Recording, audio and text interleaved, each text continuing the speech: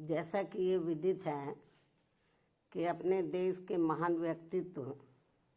व विद्वान परम पूज्य बाबा साहब डॉक्टर भीमराव अंबेडकर द्वारा निर्मित भारतीय संविधान की 75 वर्षों की गौरव यात्रा पर इस वर्ष भी संसद में काफ़ी गर्म चर्चा चल रही है और इस चर्चा का महत्व व उसकी उपयोगिता आदि तभी संभव है जब खुले मन से ये स्वीकार किया जाए कि क्या शासक वर्ग मानवतावादी व कल्याणकारी संविधान की पवित्र मंशा के हिसाब से यहाँ देश के करोड़ों लोगों को रोजगार एवं न्याय तथा आत्मसम्मान एवं स्वाभिमान का जीवन दे पाया है। क्योंकि भारत का संविधान व उसके लोकतंत्र की शोभा यहाँ देश के अपार उन्नति व यहाँ के लोगों की बहुत तरक्की के लिए जरूरी होने के साथ साथ विकसित देश होने का प्रमुख मापदंड भी है। स्पष्ट है कि इसका जवाब हाँ में संभव नहीं होने के कारण शासक दल इधर उधर की बातें करके ही ध्यान भटकाएंगे, लेकिन ऐसे में ईमानदारी इसी में निहित है कि बड़ा दिल करके ये स्वीकार किया जाए कि देश पर अब तक राज करने वाली पार्टियों ने संविधान पर सही से अमल करने के मामले में अपनी सच्ची निष्ठा, ईमानदारी व देशभक्ति अगर निभाई होती तो फिर अपने देश का हाल आज इतना बदहाल नहीं होता कि यहाँ लगभग 80 करोड़ लोगों को रोजगार के अभाव में अपनी भूख मिटाने के लिए थोड़े से सरकारी अनाज का मोहताज जीवन गुजारने को मजबूर नहीं होना पड़ता। जबकि अभी भी यहाँ किसान, मजदूर, व्यापारी व अन्य मेहनतकश लोगों के साथ साथ छात्र व युवा वर्ग, महिलाएं एवं बुजुर्ग आदि ये सभी लोग अपनी समस्याओं को लेकर काफ़ी ज़्यादा परेशान व चिंतित भी हैं। इससे स्पष्ट है कि यहाँ संविधान विफल नहीं रहा है, बल्कि देश पर राज करने वाले लोगों व पार्टियों ने ही देश के संविधान को फेल करने का काम किया है। शायद यही कारण है कि संसद में जब अब संविधान को लेकर विशेष चर्चा हो रही है तो उसमें भी खासकर कांग्रेस और भाजपा के बीच वही दिन रात 24 घंटे के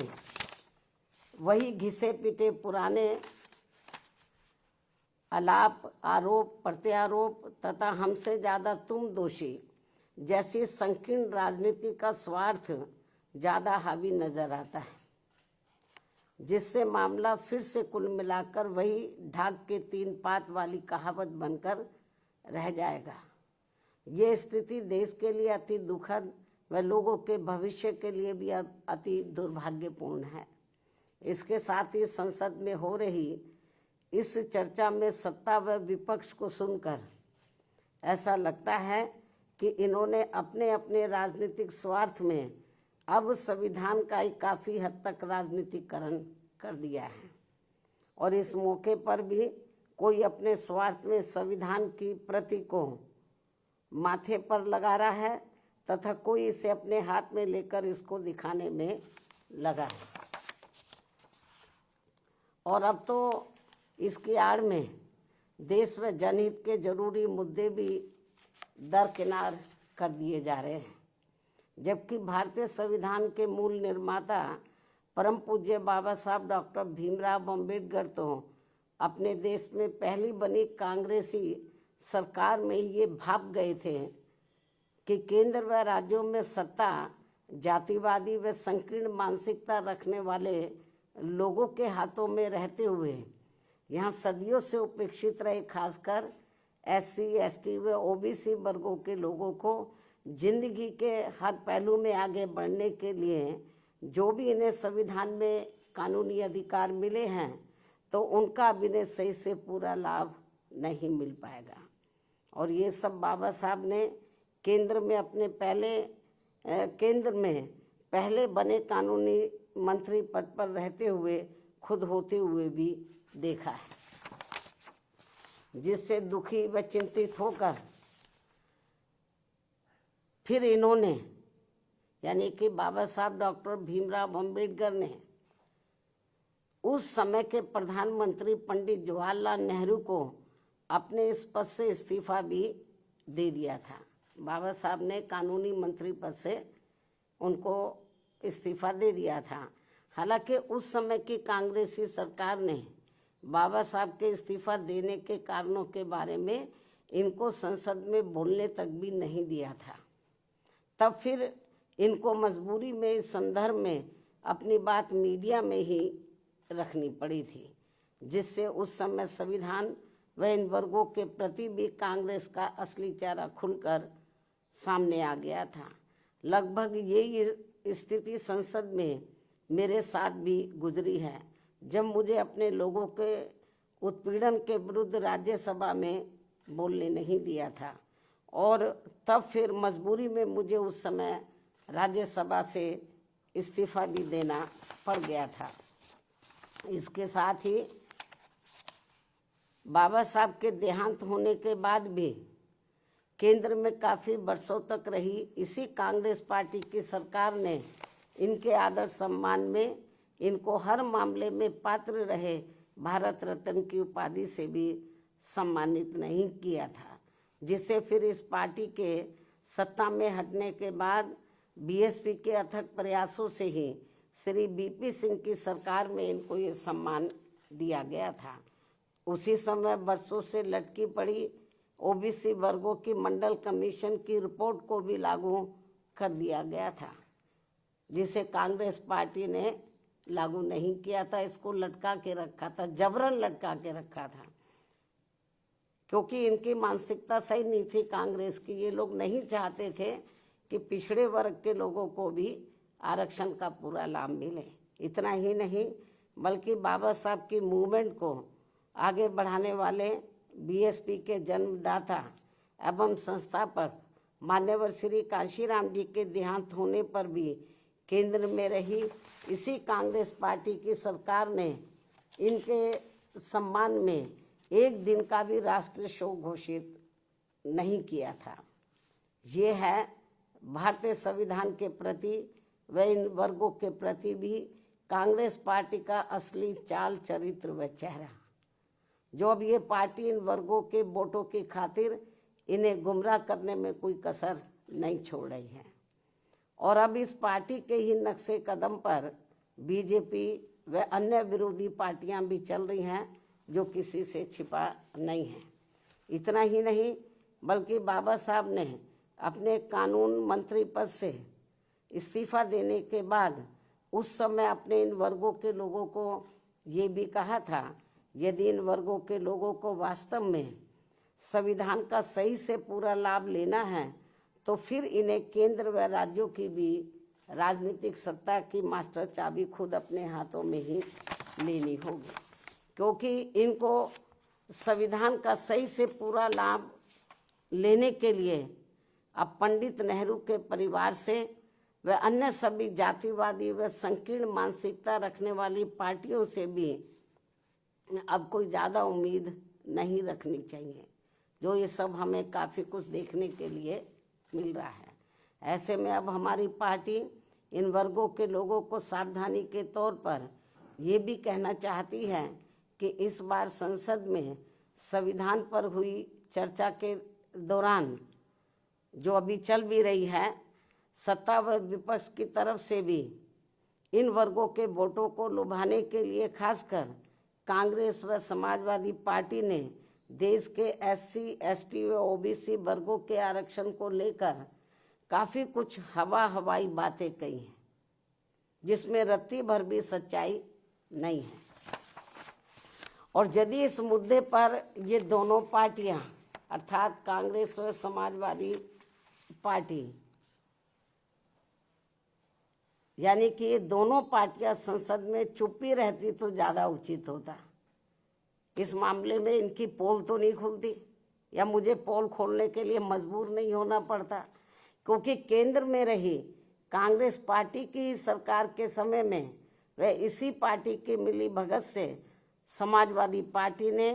SC/ST वर्गों का पदोन्नति में आरक्षण संबंधी संवैधानिक संशोधन विधेयक का काफी डटकर विरोध किया था, तथा इस बिल को समाजवादी पार्टी ने संसद में ही फाड़कर इसको फेंक दिया था, जिस बिल को लाने के लिए हमारी पार्टी को काफी कड़ा संघर्ष भी करना पड़ा था, जो ये बिल अभी तक भी संसद में लटका पड़ा है। इससे बीजेपी की भी आरक्षण विरोधी मानसिकता साफ झलकती है, जो इसे पास कराने के कतई भी मूड में नहीं है। और अब तो कांग्रेस पार्टी के राहुल गांधी ने इन वर्गों के पूरे आरक्षण को ही सही वक्त आने पर खत्म करने का भी ऐलान कर दिया है, जबकि इस मामले में बीजेपी व अन्य विरोधी पार्टियां भी कोई कम नहीं है। और अभी भी हमें सत्ता व विपक्ष द्वारा आरक्षण को निष्प्रभावी बनाने व इसे खत्म करने के लिए इन सब की सोच लगभग एक जैसी ही देखने को मिलती है। इतना ही नहीं, बल्कि अब तो ये पार्टियां अंदर अंदर आपस में मिलकर कोर्ट की आड़ में भी इनके आरक्षण को निष्प्रभावी बनाने में वे आगे चलकर इसे पूरे तौर से खत्म करने की भी पूरी कोशिश में लगी हुई हैं, जिनसे इन वर्गों के लोगों को हमेशा सावधान रहना है, क्योंकि इसके अनेकों उदाहरण इन वर्गों के सामने हैं। इसके साथ साथ देश में सर्व समाज में से गरीब, असहाय व बेरोजगार लोगों को भी रोटी रोजी के साधन ना के बराबर ही मिल रहे हैं। आए दिन यहाँ गरीबी, बेरोजगारी व महंगाई आदि भी काफ़ी ज़्यादा बढ़ रही है। पिछले काफ़ी वर्षों से देश की अर्थव्यवस्था भी कोई खास अच्छी नहीं चल रही है। ऐसे में अब वर्तमान भाजपा सरकार द्वारा भी जो किस्म किस्म के संकल्प लिए जा रहे हैं, कल भी उन्होंने अपने कुछ संकल्प दोहराए हैं, तो उनसे अब देश की जनता को कोई विशेष लाभ होने वाला नहीं है। इसके साथ ही अब मैं देश के संविधान में सत्ता व विपक्ष द्वारा अब तक किए गए असंख्य संशोधनों के संदर्भ में भी ये कहना चाहूँगी कि यदि सरकार द्वारा संविधान में संशोधन अपनी पार्टी, यानी कि जो उनकी पार्टी जो भी सरकार संशोधन लाती है, यदि सरकार द्वारा संविधान में संशोधन वे अपनी पार्टी या किसी विशेष व्यक्ति या संस्था आदि को फायदा पहुंचाने के लिए किए जाते हैं,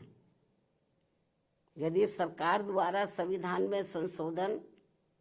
वे लोग अपनी पार्टी या किसी विशेष व्यक्ति या संस्था आदि को फायदा पहुंचाने के लिए किए जाते हैं, तो उसका फिर हमारी पार्टी कभी भी समर्थन नहीं करेगी, अर्थात उसका डटकर विरोध करेगी। और यदि इसके विपरीत संविधान में संशोधन देश में आम जनहित में किए जाते हैं,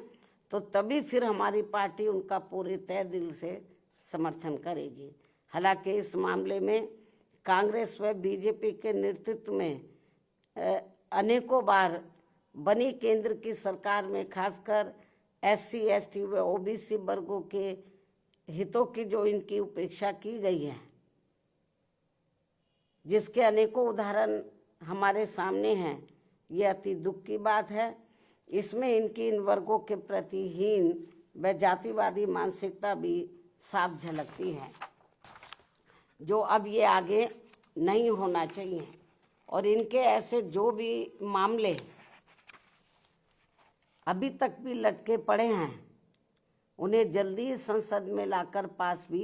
कराना चाहिए। इसके साथ ही इन वर्गों के आरक्षण को निष्प्रभावी बनाने के लिए जो आए दिन आरक्षण के साथ छेड़छाड़ की जा रही है तो उन पर भी रोक लगाने के लिए इसे संविधान की 9वीं अनुसूची में जरूर डालना चाहिए। संक्षेप में अब हमारी पार्टी का यही कहना है कि हर वर्ष संसद में संविधान पर चर्चा कराने के साथ साथ ये भी उचित होगा कि सत्ता व विपक्ष को देश व आम जनहित में तथा जाति व धर्म से भी ऊपर उठकर बाबा साहब द्वारा निर्मित किए गए अपने बेहतरीन संविधान पर, अपने देश के बेहतरीन संविधान पर अपनी पूरी ईमानदारी व निष्ठा से अमल करना चाहिए तथा इसकी आड़ में इन्हें अपनी राजनीतिक रोटी नहीं सेकनी चाहिए। इस खास सलाह के साथ ही अब मैं अपनी बात यहीं समाप्त करूं, लेकिन इससे पहले हमारी पार्टी एक देश एक चुनाव को लेकर वर्तमान भाजपा सरकार द्वारा 1-2 दिनों में लाए जाने वाले इस विधेयक का भी स्वागत करेगी। वैसे भी हमारी पार्टी गरीब व मजलूमों की ही पार्टी है और हमारी इस पार्टी के संगठन व चुनाव आदि भी इन्हीं के ही बलबूते पर चलाए जाते हैं व लड़े जाते हैं। जो गरीब मजलूम लोग हैं तो उन्हीं की आर्थिक मदद से, उनके तन मन धन से, उनकी मदद से ही पार्टी का संगठन चलाया जाता है, चुनाव आदि भी लड़ाए जाते हैं। क्योंकि हमारी पार्टी इसके लिए कांग्रेस, बीजेपी व अन्य दलों की तरह यहाँ बड़े बड़े पूंजीपतियों व धन्ना सेठों आदि से कोई भी आर्थिक मदद नहीं लेती है। ऐसे में एक साथ चुनाव होने से फिर हमारी पार्टी पर इन सब मामलों में बहुत कम खर्च का बोझ पड़ेगा। साथ ही इससे जल्दी चुनाव आचार संहिता ना लगने की वजह से भी जनहित के कार्य ज़्यादा नहीं रुकेंगे। इसलिए हमारी पार्टी का ये मानना है कि इस मुद्दे की आड़ में कोई भी राजनीति करना ठीक नहीं है। अर्थात इस मामले में सभी पार्टियों को दलगत राजनीति से ऊपर उठकर देश व आम जनहित में कार्य करना चाहिए, तो ये बेहतर होगा, उचित होगा। इस सलाह के साथ ही अब मैं अपनी बात यहीं समाप्त करती हूँ। धन्यवाद। जय भीम व जय भारत।